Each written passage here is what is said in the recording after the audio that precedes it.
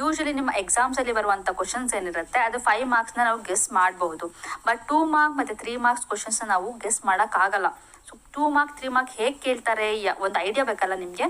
ಹಾಗಾಗಿ ನಾನು ಇವತ್ತು 2 ಮಾರ್ಕ್ಸ್ ಕ್ವಶನ್ಸ್ ಏನಿದೆ ಅದನ್ನ ಡಿಸ್ಕಸ್ ಮಾಡ್ತಾ ಇದ್ದೀನಿ. ಇದು ನಿಮ್ಮ ಯೂನಿಟ್ ಟೆಸ್ಟ್ ಆಗ್ಬೋದು ಅಥವಾ ಮಿಡ್ ಟರ್ಮ್ ಆಗ್ಬೋದು, ಪ್ರೀ ಬೋರ್ಡ್ ಆಗ್ಬೋದು, ಯಾವುದೇ ರೀತಿ ಟೆಸ್ಟ್ ಆಗಲಿ ಏನಾದ್ರೂ ಆಗಲಿ ಅದಕ್ಕೆ ನಿಮಗೆ ಹೆಲ್ಪ್ ಆಗುತ್ತೆ. ಸೊ ಎಲ್ಲಾ ವಿಡಿಯೋಗಳನ್ನ ನಾನು ಹಾಕುವಂತ ಎಲ್ಲಾ ವಿಡಿಯೋಗಳನ್ನ ನೀವು ನೋಡ್ತಾ ಹೋದ್ರೆ ನಿಮ್ಮ ಸ್ಕೋರಿಂಗ್ ಡೆಫಿನೆಟ್ಲಿ ಇಂಪ್ರೂವ್ ಆಗುತ್ತೆ. ಯಾಕೆಂತಂದ್ರೆ ಆಲ್ಮೋಸ್ಟ್ ಎಲ್ಲಾ ಟಾಪಿಕ್ ನಾನು ಇಲ್ಲಿ ಕವರ್ ಮಾಡಿರ್ತೀನಿ. ಈ ತರ ನೀವು ಕ್ವಶನ್ ಬ್ಯಾಂಕ್ ಗಳಲ್ಲಿ ಬಂದಿರುವಂತ ಕ್ವಶನ್ಸ್ ಅಥವಾ ಪ್ರೀವಿಯಸ್ ಇಯರ್ ಕ್ವಶನ್ ಪೇಪರ್ಸ್ ಅಲ್ಲಿ ಬಂದಿರುವಂತ ಕ್ವಶನ್ಸ್ ನ ನೀವು ಸಾಲ್ವ್ ಮಾಡೋದ್ರೇನೆ ನಿಮ್ಗೆ ಒಂದು ಐಡಿಯಾ ಸಿಗೋದು. ಜಸ್ಟ್ ಸುಮ್ಮನೆ ಹಾಗೆ ಕಂಟೆಂಟ್ ನ ನೀವು ಕಲ್ತ್ಕೊಂಡ್ರೆ ನಿಮ್ಗೆ ಹೇಗ್ ಬರಿಬೇಕು, ಎಷ್ಟು ಬರಿಬೇಕು, ಏನ್ ಬರಿಬೇಕು ಅಂತ ಅರ್ಥ ಆಗಲ್ಲ. ಸೊ ಈ ರೀತಿ ಕ್ವಶನ್ ಆನ್ಸರ್ ಸಾಲ್ವ್ ಮಾಡೋದನ್ನ ನೀವು ಪ್ರಾಕ್ಟೀಸ್ ಮಾಡಿ. ಬನ್ನಿ ಹಾಗಿದ್ರೆ ಇವತ್ತಿನ ಕ್ವಶನ್ಸ್ ಏನಿದೆ ಅದನ್ನ ನೋಡ್ತಾ ಹೋಗೋಣ ಕ್ವಿಕ್ ಆಗಿ. ಸೊ ಫಸ್ಟ್ ಕ್ವಶನ್ ನಿಮ್ಗೆ ಇಲ್ಲಿ ಏನ್ ಕಾಣ್ತಾ ಇದೆ, mention the major task under RCH programme. RCH ಅಂದ್ರೆ ಫುಲ್ ಫಾರ್ಮ್ ಏನು, reproductive child health care.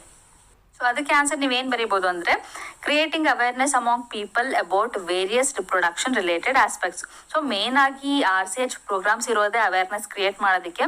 So awareness create ಮಾಡೋದು ಪೀಪಲ್ ಅಲ್ಲಿ ಅಂದ್ರೆ